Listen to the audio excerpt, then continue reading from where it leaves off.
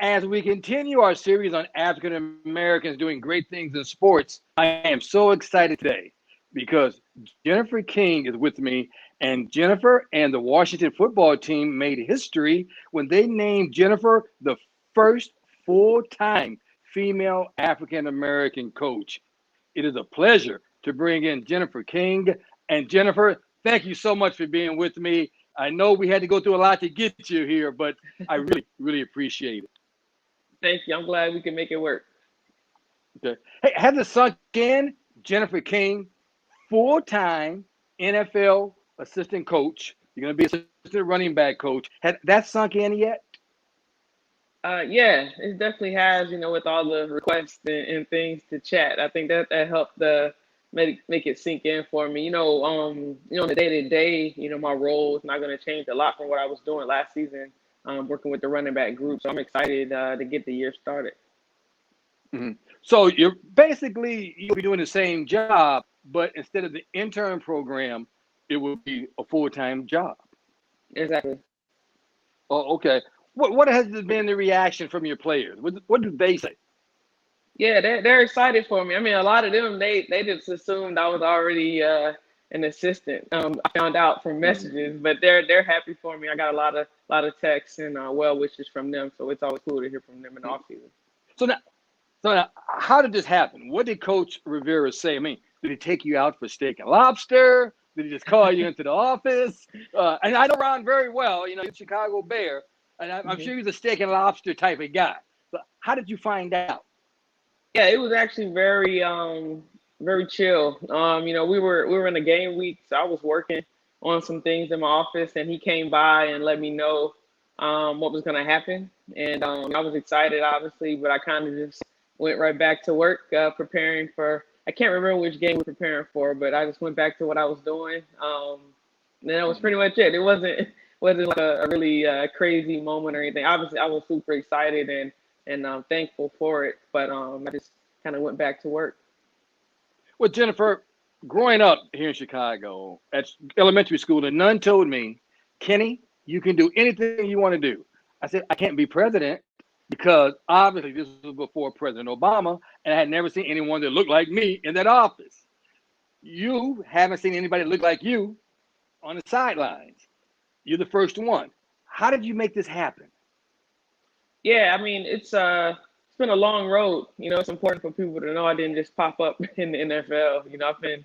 I've been coaching for about 15 years, coaching football for about 10 now. I was on the college basketball side and had a successful career there and was playing football as well, full contact on the women's football leagues. And I started coaching, and when I got my head coaching job at Johnson and Wales University in Charlotte as a basketball coach, I was next door to the Panthers facility. And luckily, thanks to Sam Rappaport and the NFL Women's Forum, I connected with Coach Rivera, and we started building a relationship from there. And that was in 2018, I believe. And since then, I've worked in Arizona with Arizona Hot Shots in the AAF. I was at Dartmouth. I was with the Panthers twice, and now obviously in DC. So it's been a lot and a long road, and a lot of hard work going into it. And sometimes we have to be that representation that we didn't have, and that's kind of where I am right now. And it's something that I definitely take seriously. Well, I love it when I read what Ron Rivera said. He said, your resume is as good as anyone else's, and she's not here to be a token. So, how did that make you feel? Because he's like, no, she's part of this program. Yeah, it feels good because I put a lot of work in. Like I said, it did just happen overnight. I put a lot of work in to be here, and I think he sees my authentic self, and I think me being my authentic self is what got me in this position. And obviously, I'm thankful for him and thankful for our staff. I work with a great group of guys. Here in Chicago, there's 2 feet of snow that fell. My niece, Malia, goes to school in northern Illinois, about an hour and a half away from Chicago. She heard that I was going to interview you. She said, well, I'm going to rent a snowmobile and drive up so I can at least say hello. Has that been the reaction for a lot of young African American women that see you that may want to get into sports? Like, hey, we can do this now. Yeah, it's been cool to get the messages and just text from people just kind of let me know about their kids now, kind of looking at things differently with football, and little girls that want to play football now or want to get into football, which is awesome because now they have that ability to start at such a young age. They can maybe get right into it, whereas I went a kind of a roundabout way to get here. So it's really cool to hear the stories of the representation. Yeah. Hey, do you like being a role model? Has it changed your life at all, being a big national role model? It hasn't really changed my life that much. I've always, I think my parents did a good job with me. I've always been, a leader in all the sports that I played. I was always kind of a leader on the team. So, life hasn't really changed that much for me. Just continue to be a positive person and positive light for anyone that happens to look up to me. Oh, I think that's great. I think you will have a lot of young ladies looking up to you. Now, you were a two-sport athlete in college. What was it about football that you said, I want to coach that sport? Yeah, I love football from a young age, 4 and 5 years old, watching football games. And I always loved it. And obviously, my parents wouldn't let me play when I was a child. So I ended up just playing in the backyard and at school. So I went the basketball route. And in high school, I played a bunch of sports and ended up playing basketball and softball at Guilford College. And, when I graduated and, I played some basketball in Australia, when I came back, had the opportunity to start playing football. And once I started playing, I was all in, and that's actually when I started coaching some football at the lower levels. And I just knew, football was for me. And then once I saw people getting opportunities, women getting opportunities in the NFL, that was my goal. Now, you talked about football coaching at the lower level. Football was for you. Here's Jermaine Pratt of the Bengals. You coached him in middle school. Now, did Yeah. you know in middle school that both of you would meet up one day in the NFL?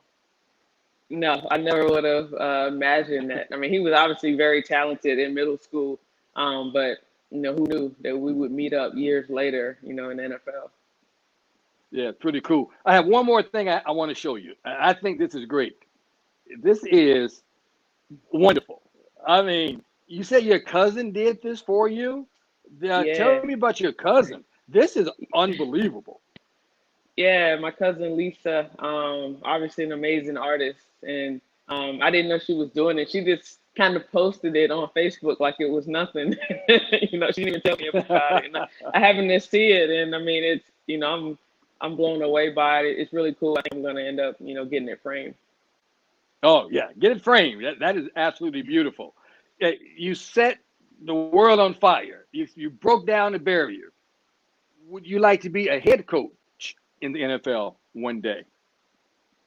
Yeah, that's a possibility. Right now I'm just trying to be the best assistant running back coach I can be, and kind of be where my feet are planted, and continue to grow as a coach. And we'll see what happens down the road. But I'm not looking too far ahead. Just kind of keeping my eyes on what I'm doing right now. Well, what you're doing right now is absolutely wonderful. You are a great role model for all youngsters, not just African Americans. I think for everyone. You have a master's degree, your bachelor's degree. You worked hard, you put in the work, and you showed that anything is possible. And congratulations, continued success. I hope the Washington football team comes up to Chicago one day to play the Bears, so you guys can beat up on the Bears. And great coach Ron Rivera. Hey, Ron should be the Bears coach. I'm going to say it. You don't say that. I'm going to say it. He should be coaching the Chicago Bears. But what we got ain't nothing. But that's another story for another show. Hey, Jennifer, thank you so much. Continue success. I'm so happy that you took time out to join me, and continue success with the Washington football team. Thank you. Thanks so much.